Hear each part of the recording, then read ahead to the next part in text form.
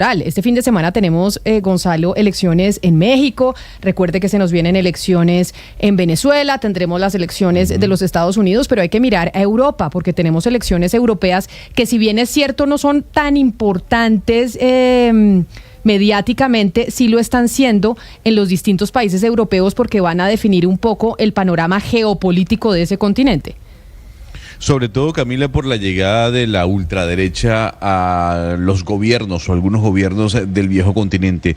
Le cuento, las elecciones europarlamentarias serán del 6 al 9 de junio. Son más de 400 millones de ciudadanos que están llamados a votar por 720 diputados. Ese es el número de escaños en general que hay dentro de la Eurocámara. Para hablar un poco qué significan estas elecciones y sobre todo el momento en el que se dan cuando los movimientos nacionalistas, antimigrantes están tomando poder en el viejo continente, como le decía, tenemos en línea a Miguel Urbán. Él es eurodiputado por el Movimiento Anticapitalista de España, movimiento que, por cierto, no buscará la reelección. Eurodiputado, gracias por acompañarnos en Blue Radio hasta ahora.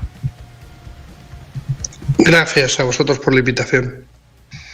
Eurodiputado, viendo el crecimiento de los movimientos nacionalistas en algunos países, cruzando el Atlántico, de los movimientos antimigrantes y siendo el movimiento suyo anticapitalista un movimiento de izquierda, una organización de izquierda, ¿por qué decidir no buscar la reelección y no participar en una barrera para la llegada de este tipo de grupos políticos?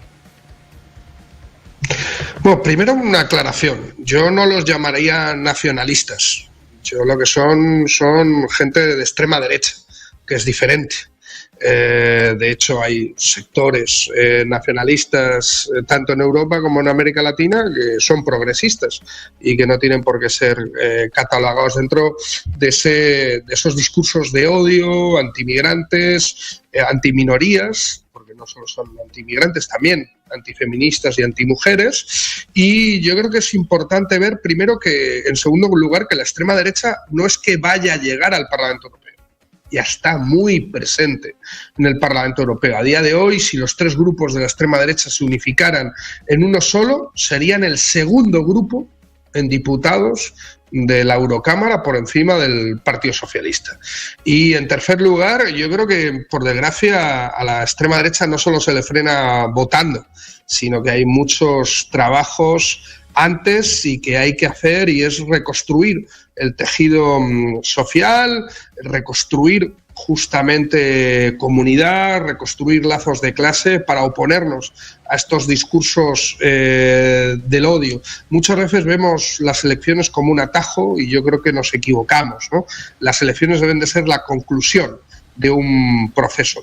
Y en este caso, por explicar mi caso, justamente yo ya llevo 2 elecciones y el acuerdo que tenemos en nuestra organización es que una vez que hemos estado 2 mandatos, no repetir, no solo como eurodiputados, en ningún cargo público, ya que queremos demostrar que la política puede ser un trabajo, pero en ningún momento puede ser una profesión. Y creemos que hay que dignificar justamente la política y cumplir con los acuerdos que teníamos. Ahora, viendo lo que está pasando en Portugal, lo que ocurrió en Países Bajos, lo que ha llegado a Italia y esa masificación de la ultraderecha en Europa, las causales que usted ve como analista, ¿cuáles serían? Bueno, justamente yo llevo desde hace 15 años dedicándome al estudio de la extrema derecha. Tengo varios libros sobre extrema derecha. Publiqué ahora recientemente un libro que se llama Trumpismos en el Estado español con la editorial Verso y en América Latina con Fondo de Cultura. Y lo que yo planteo es que no podríamos entender esta ola reaccionaria primero sin entender que no es europea. O sea, que el problema no solo lo tenemos en Europa. Yo creo que Trump demostró cómo el problema era internacional. Bolsonaro demostró cómo el problema también estaba en América Latina. Tenemos Milei, tenemos Bukele ahora mismo en El Salvador, que yo creo que es un ejemplo muy peligroso para el conjunto del continente latinoamericano. Tenemos Modi, en la India, que es el país más populoso del mundo. Tendríamos Turquía con Erdogan, tendríamos Putin, tendríamos Netanyahu. Por desgracia estamos ante un fenómeno global y no solo europeo. Ya me gustaría que solo fuera europeo. Una vez dicho esto, no podríamos entender ese fenómeno global sin entender que, en cierta medida, en mi punto de vista, la extrema derecha responde a un problema sistémico de crisis del régimen capitalista. Una crisis del régimen capitalista que es la conjunción de la crisis del neoliberalismo y de gobernanza neoliberal, como estamos viendo en estos últimos momentos, y su mutación en un neoliberalismo cada vez más autoritario, y la crisis ecológica. La crisis ecológica lo cambia todo. La crisis ecológica ha cancelado el futuro, ha cancelado la última utopía que quedaba viva de la modernidad, que era la utopía capitalista del crecimiento y el progreso como elemento de futuro. Ahora mismo somos incapaces de imaginar un futuro que no sea crecimiento y progreso. Y la extrema derecha, ante esa incapacidad, ante esta crisis de régimen capitalista que genera inseguridades, que genera pánicos, que genera miedos, que genera futuros inciertos, la extrema derecha nos propone no tanto imaginar el futuro como volver al pasado. Una propuesta autoritaria y reaccionaria de regresar al pasado, de dar seguridades a la gente. Porque usted y sobre eso construye sus mayorías sociales. Es que hay algo que me parece muy interesante. Usted en la entrevista ha mencionado el concepto o la ultraderecha más de 15 veces, y pues por pura lógica, si existe la extrema derecha, pues existe la extrema izquierda. Un extremo existe en tanto existe otro, es por lógica. ¿Cuál sería la extrema izquierda en Europa entonces, o en el Parlamento Europeo? Ya me gustaría que usted tuviera razón y pudiera existir la extrema izquierda, como dice. Las cosas no son tan sencillas. No, pero es que es por lógica, o sea, filosóficamente es imposible. Si hay una extrema es porque existe otro. Si no existe el contrario, la extrema derecha tiene identidad en tanto existe el otro extremo. Digamos, usted lo pone en un plano horizontal y pone la extrema derecha, pues tiene que existir la extrema izquierda, ¿no? No, creo que se equivoca. Creo que usted está utilizando una pedagogía de tertuliano de ciencias políticas bastante obsoleta.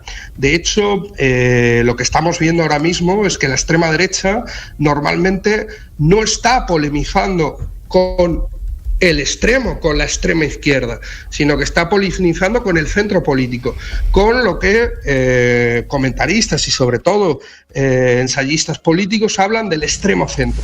Estamos en un momento de polarizaciones políticas que ya ni siquiera se dan polarizaciones políticas entre izquierda y derecha, se pueden dar entre extrema derecha y derecha, incluso entre extrema derecha y extremo centro. Eso es lo que estamos viendo conjuntamente en Europa.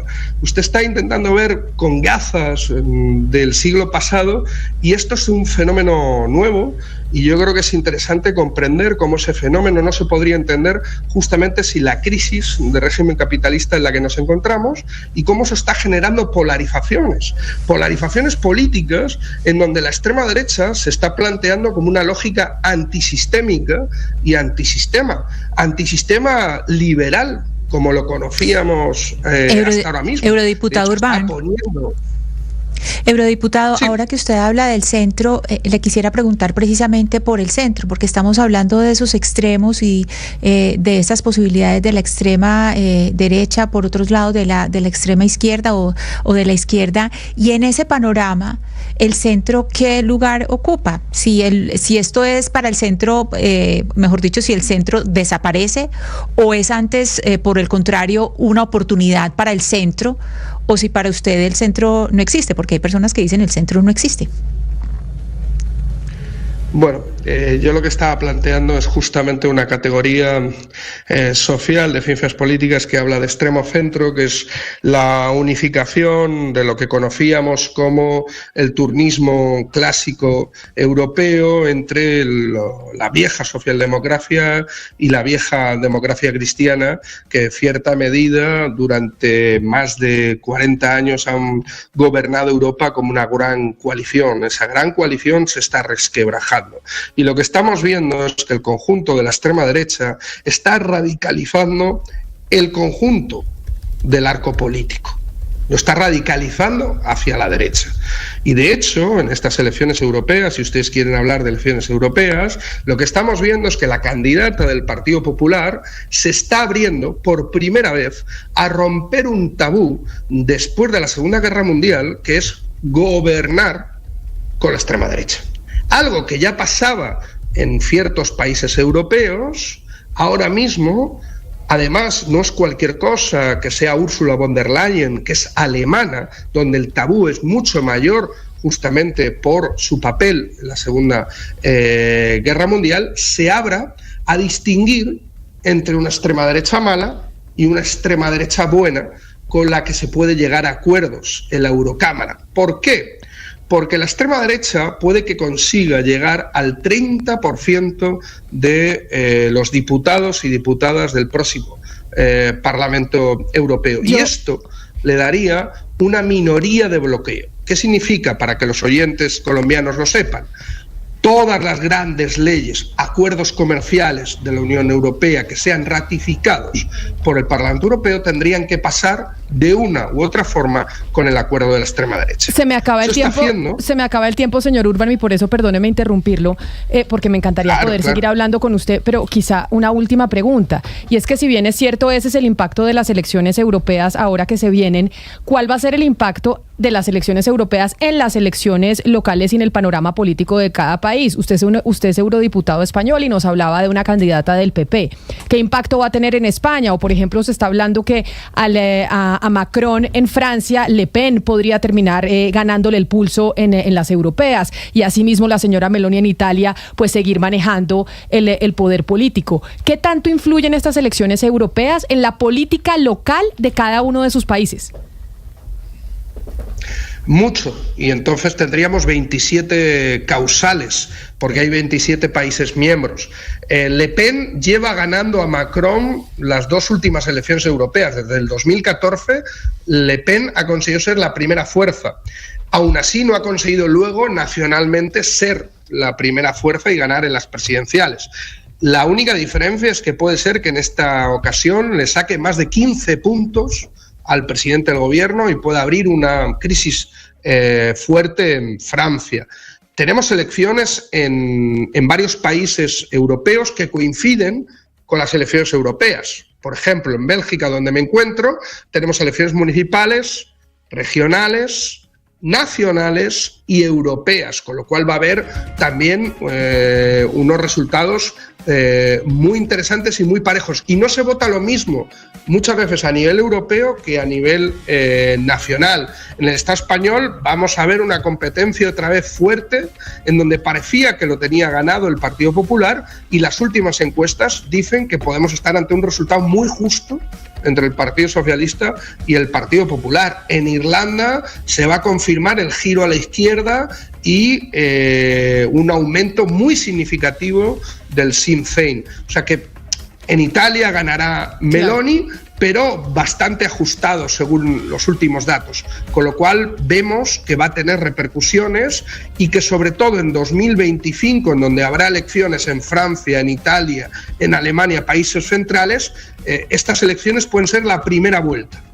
Y con esa frase suya me quedo, con que estas elecciones parlamentarias en muchos países europeos pueden terminar siendo la primera vuelta, y por eso en este 2024, que es año electoral en muchas partes del mundo, pues Europa también tiene sus propias elecciones a las que tenemos que ponerle atención. Señor Miguel Urban, eurodiputado, mil gracias por estar con nosotros hoy aquí en Mañanas Blue. Un feliz resto de semana y feliz resto de día para usted.